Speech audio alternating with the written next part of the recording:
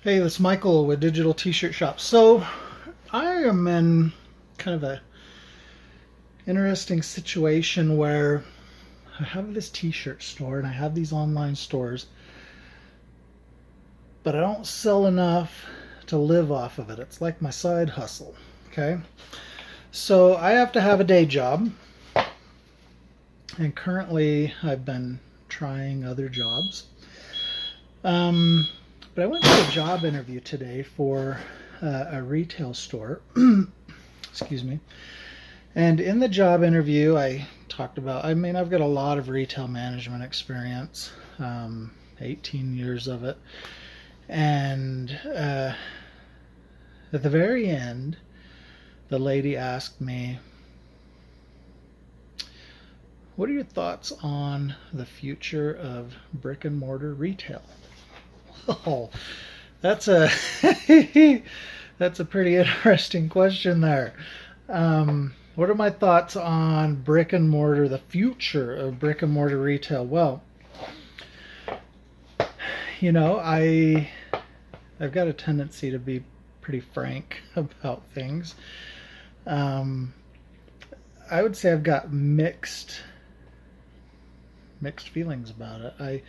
I painted a picture for them of the pros and the cons, the pluses, the minuses, the good things, the bad things about it, and some examples. But um, my experience is that brick and mortar retail is changing significantly. Now, there's some brick and mortar retail that may always be around until somebody figures out a way to do it differently, really effectively.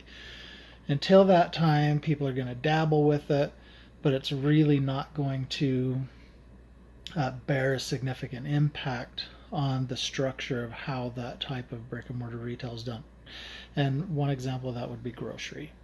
Uh, Amazon's taking a stab at it. I know they bought Whole Foods, and they're kind of trying to deal with how they can turn around and do uh, store to door type delivery systems, whether it's by car delivery, van delivery, drone delivery, whatever it is. But until that becomes cost effective and efficient and dependable, reliable, I don't really see that changing significantly. The first area where I think we really saw it hit was in the shift from printed books to digital books, was our devices, our handheld devices started to be able to adapt to that type of media.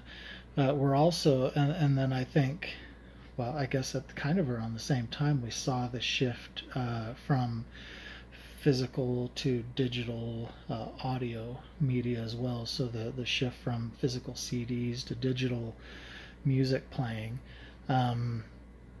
And now I don't. I mean, in most cases, it's been interesting to kind of hear and see as they talk about music sales anymore, and it's digital downloads. It's digital downloads of a particular song. How many digital downloads can we get as fast as we can right off the bat? And I'm sure that I'm not in that industry, so I don't know the numbers or how those things have changed. But when you're talking about, hey, I remember seeing a couple things lately in the news. So one was there was a new song by Zayn, and Zayn was a has-been now.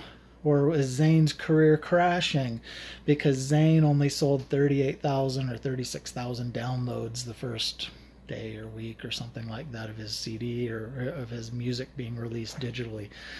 On the other hand, there's some dude, and I can't remember his name, but he released some song that sold like some 2 million downloads, really quick, and I don't even recall. It was like some dance song or something. And I'm not necessarily a top 40 guy, and I don't keep track of all the people that are coming out. I should be top 40. My daughter listens to all that stuff, but I hear enough of it. But I don't even recall.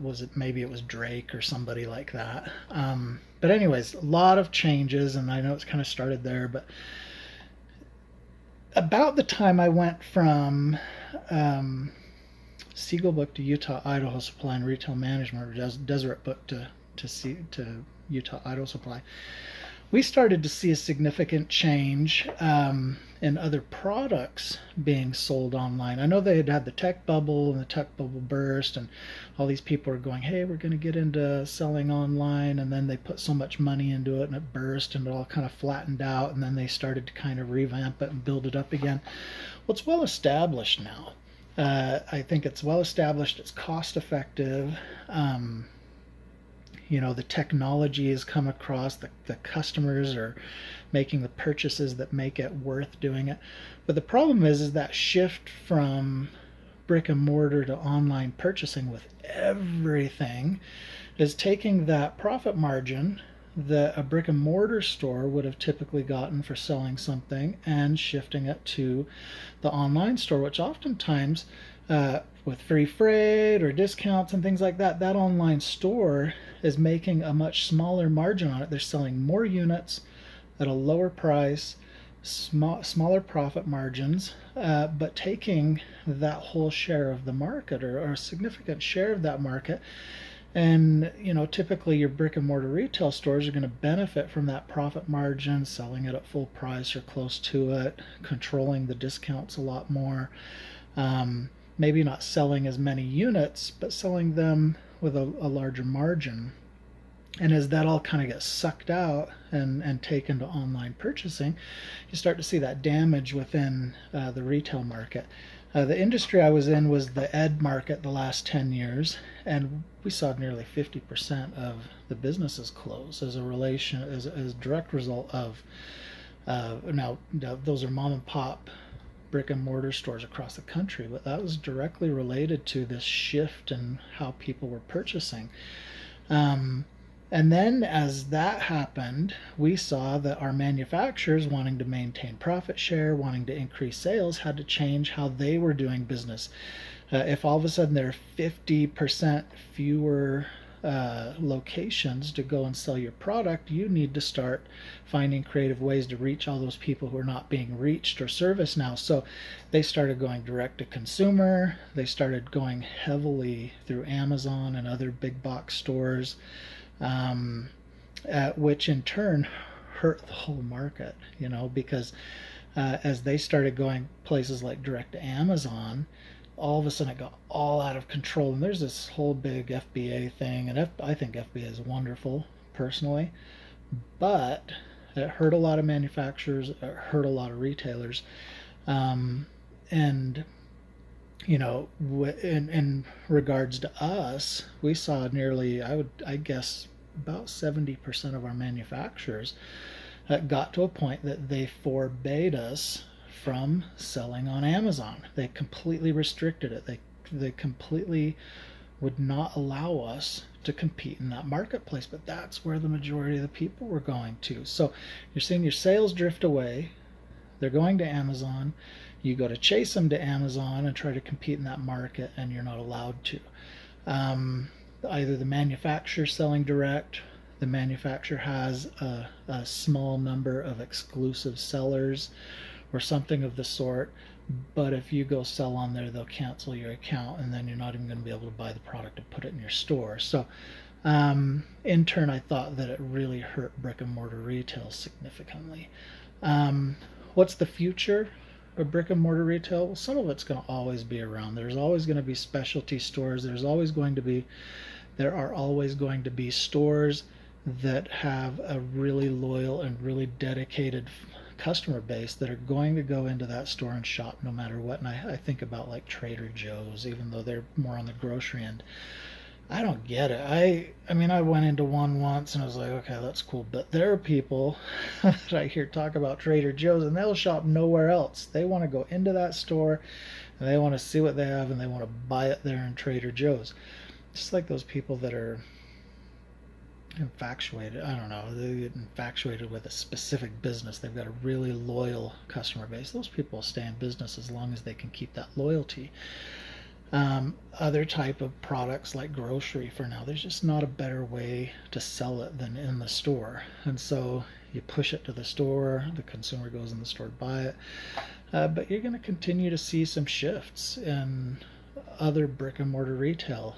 They got to change, they got to adapt, they got to find ways to stay relevant, they got to find ways to maintain that customer, keep that customer coming into the physical store, um, you know, and keep other businesses from doing it better in some other way that bypasses them, and you don't want to be bypassed and all of a sudden you become irrelevant and then you end up shutting your doors. Toys R Us, if you took them for example, now people will argue that Toys R Us was not competitive enough with their pricing. That may be the case. Toys R Us was brutalized by Amazon. I don't think people realize the volume of toys that are sold through Amazon. From the people that I know and the numbers that I've seen related to physical toy sales on Amazon, I mean, moving unbelievable, literally unbelievable numbers of products through Amazon when those are listed, when they're like top 10 sellers or they're top 100 sellers. Especially you hit the seasonal times of the year, and that's where all the retail make their money. And all of a sudden that income doesn't come in. You don't hit those revenue goals because the people are buying it online. They're buying it through Amazon. That revenue is not coming into you. You've got, there are fixed costs associated with a big warehouse type store, a big box store, and all the employees you have to have, all the shelf space and all the operational expenses. They're expensive to keep those doors open. It does not surprise me that there's a point at which it is not cost effective to keep those businesses open, those stores open.